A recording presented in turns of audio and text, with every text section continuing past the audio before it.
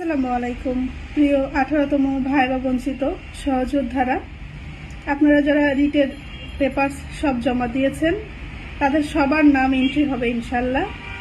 অনেকে বলছেন আমার লিস্টের নাম আগে ছিল এখন নাই, পরে আসছে, এই সেই। আসলে এতগুলো নাম এক ফাইলে তোলা সম্ভব হয় না, তাই 3টা ফাইল আমরা ইতিমধ্যে করেছি এবং 3টা ফাইলের কাজ 3 জন করে, তাই নাম এদিক সেদিক মানে সিরিয়ালে এদিক সেদিক হইতে পারে, এটা নিয়ে চিন্তিত হওয়ার কিছু নাই এবং আমাদেরকে বারবার নক করার কিছু নাই। আপনাদের যাদের কাগজপত্র আমরা জমা নিয়েছি সবার নাম তালিকায় যাবে ইনশাল্লাহ, এটা আমাদের দায়িত্ব। তাই এটা নিয়ে আপনারা চিন্তিত হবেন না, কাউকে অভিযোগ করবেন না এবং আমাদের কেন্দ্রীয় যারা রয়েছে তাদের নামে দয়া করে উল্টাপাল্টা কথা গ্রুপে ছড়াবেন না। আমরা নিজেদের মধ্যে বিভেদ সৃষ্টি না করি, কারণ আমরা যেহেতু একটা কাজে লেগেছি, আপনাদের নাম আমরা এন্ট্রি অবশ্যই করব এবং সবাই যেন রিটে অংশগ্রহণ করতে পারে সেটা অবশ্যই আমরা নিশ্চিত করব আগামী 2-3 দিনের মধ্যে ইনশাল্লাহ।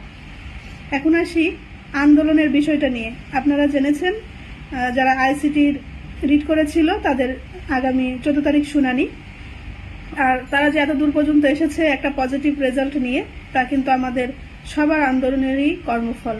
তাই আমরা অবশ্যই চাই তারা রিটে সফলতা লাভ করুক। সাথে আমরা যারা বঞ্চিত আরো ভাই বোনেরা রয়েছি, আমরা চাই সবাই আমাদের ন্যায্য অধিকার আদায় করে নিতে। তাই আগামী রবিবার আমাদের আন্দোলন আবার শুরু করতে যাচ্ছি। আপনারা শাহবাগে সকাল 8টায় সবাই জমায়েত হবেন। আপনারা যদি ঘরে বসে থাকেন তাহলে কিন্তু আইসিটি শুধুমাত্র একটা ভালো রেজাল্ট নিয়ে বের হয়ে যাবে, আর আমরা যারা বাদবাকিগুলো রয়েছি তারা কিন্তু এত দূরে এসেও সফলতা নিয়ে ফিরতে পারবো না। তাই যারা সনদ পেতে চান তারা সকলেই রবিবার শাহবাগে 8টায় অবস্থান কর্মসূচিতে অংশগ্রহণ করবেন। আমরা আন্দোলন চালিয়ে যাব, সাথে আমাদের আইনি যে প্রক্রিয়া রয়েছে সেটাও চালিয়ে যাব।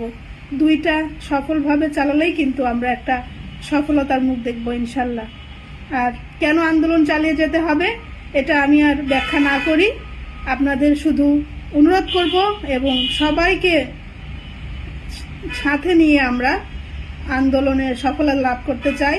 তাই শুধু ঘরে বসে থেকে আমাদের টেক্সট দিয়ে কি হইল না হইল এসব জিজ্ঞেস না করে দয়া করে সরাসরি উপস্থিত হন।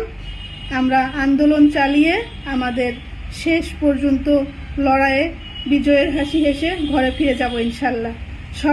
সবার সাথে দেখা হবে আগামী রবিবার, এটার যেন অন্যথা না হয়। আপনারা সবাই আসবেন।